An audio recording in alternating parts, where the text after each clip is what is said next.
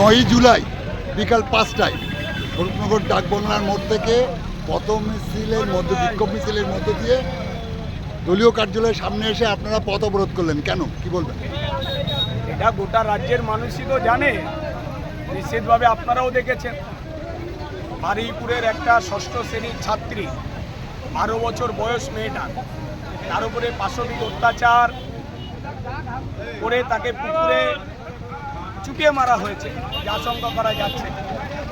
নিখোঁজ হওয়ার পরে মেয়েটাকে খুঁজে পাচ্ছে না, বাড়ির লোক থানায় মিসিং ডায়েরি করলো, কিন্তু কোনো রকমভাবে পুলিশের তৎপরতা আমরা দেখলাম না। গ্রামের মানুষের তৎপরতায় যখন সেই দোষী ব্যক্তিরা চিহ্নিত হতে শুরু করলো, তখন দেখলাম রাজ্যের পুলিশ প্রশাসন বিরাট তৎপর হয়ে গেলেন।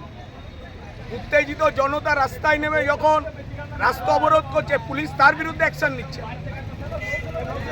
আমাদের মূল কথা, রাজ্য জুড়ে নারী নির্যাতন আগের 15 বছর তৃণমূল জমানাতেও দেখেছি, সরকার উদাসীন থাকতেন। এক্ষেত্রেও মনে হলো 4 দিন পরে পুলিশ তৎপর কেন মিসিং হওয়ার সাথে সাথে পুলিশ তৎপর হলো না? পুলিশ যদি তৎপর হতো হয়তো মেয়েটাকে বাঁচানো যেত, তার বাবা মা তার জীবিত সন্তানকে খুঁজে পেত। কিন্তু এখানে সেই গাফিলতি রয়েছে।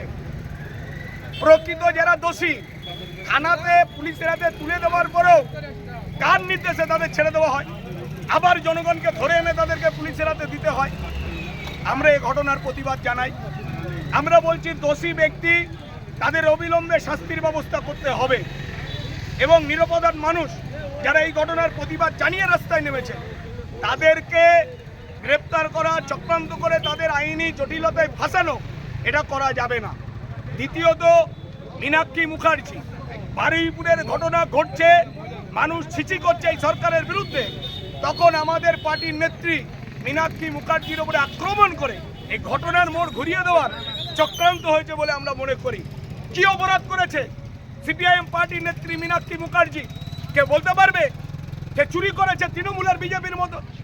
বলতে পারবে সে এমন কোন অন্যায় করেছে যে প্রকাশ্য রাস্তায় তার গাড়ি আটকে তার উপরে হেনস্থা করা হবে?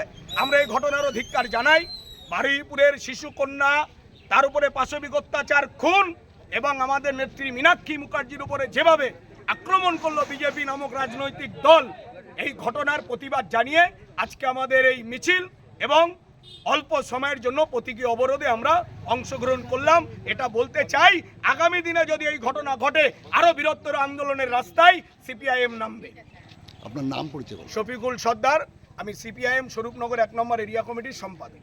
ধন্যবাদ আপনাকে।